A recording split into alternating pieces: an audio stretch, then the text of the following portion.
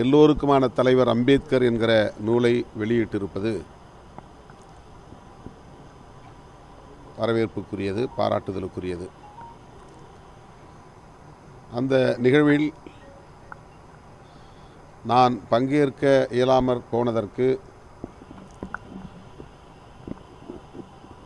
திமுக அல்லது திமுக தலைமையிலான கூட்டணி கட்சிகள் கொடுத்த அழுத்தம் என்பதை போன்ற கருத்தை அவர் பதிவு செய்திருக்கிறார். அதில் எனக்கு உடன்பாடு இல்லை. அப்படி எந்த அழுத்தமும் இல்லை என்பதை நான் தெளிவுபடுத்தியிருக்கிறேன். அழுத்தம் கொடுத்து அதற்கு இணங்கக்கூடிய அளவுக்கு நானோ அல்லது விடுதலை சிறுத்தைகள் கட்சியோ பலவீனமாக இல்லை என்பதையும் பதிவு செய்ய விரும்புகிறேன்.